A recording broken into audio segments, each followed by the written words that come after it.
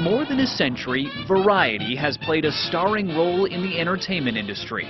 It's been a must-read for every mover, shaker, even Muppet in Hollywood. You can't take no for an answer. The people that we're writing about are the people who are the readers, and they're also the advertisers. The weekly pages are there. Tim Gray is Variety's editor-in-chief.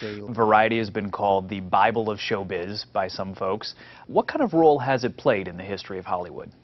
It's a small-town newspaper. I mean, Hollywood is a small town within the big town of Los Angeles. Variety printed the first movie review in 1907, which was very early, with a little note saying, hey, this is an interesting new art form, so we thought we'd review some of this stuff. The publication began by covering vaudeville in New York City in 1905. There was also that new theater scene called Broadway. As the entertainment industry moved west, so did Variety, launching a daily in 1933 based in Los Angeles, covering Hollywood. For aspiring stars, a mention in its pages was a sign you had arrived. You know, the worst thing is to run a photo that's unflattering. Seriously, in their mind, that's the worst thing you could do. Second worst thing is spell their name wrong or get their title wrong. In its 107 years, Variety has covered it all. The Titanic, when it sank in 1912. We're flying. Yes. And then 86 years later, when it rose to become the first billion-dollar blockbuster. In 1929, sound supplanted silent films. In 1940, records had radio on the run. In 1950, video killed the vaudeville star. By 1984, home video recording had Hollywood reeling. One of the things that I find fascinating is, over time, Variety has kind of invented its own language. What is that all about? Well, I'll tell you, the Oxford English Dictionary attributes about 24 terms to Variety.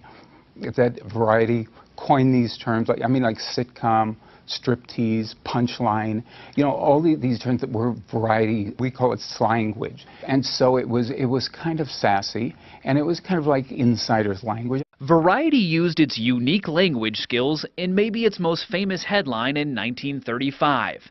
Stick Snicks, Hick Picks. Translation, farmers don't like movies about farming. The paper is still printed and delivered every day. Yet like an aging leading lady, it's being replaced by young starlets on the internet. Blogs such as Deadline.com and The Wrap send a steady stream of industry news to mobile devices. Former New York Times reporter Sharon Waxman is editor-in-chief of The Wrap. Can a print publication compete with an online publication like yours covering Hollywood today? No. If you are doing your news and you're gearing it around a 3 p.m. or a 4 p.m. or 5 p.m. Print deadline, you're toast. By the time that news comes out, everybody's already read it. I think Variety is a print dinosaur. I think there's no doubt about that. And if you'd ask people in the industry, they would tell you that. Your choices of page one are good, but I got some questions. In recent years, Variety's circulation has fallen dramatically. Its website, which for years charged for content, is dead last among its competitors. 5 years ago, the publication was worth an estimated $100 million. It sold last year for just $25 million.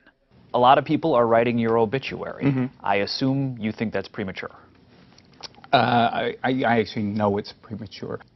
So there were a lot of stories about print is dead, print is dead. But I always kept thinking, well, it's like when television came in. People kept saying movie going is dead. Nobody's going to go to movies. But the truth of it is people are still going to movies. But they go in different numbers and for different reasons. Variety is relaunching its website, determined to challenge its rivals. While it's fighting to be a player in Hollywood's future, nobody will ever compete with Variety's Hollywood history.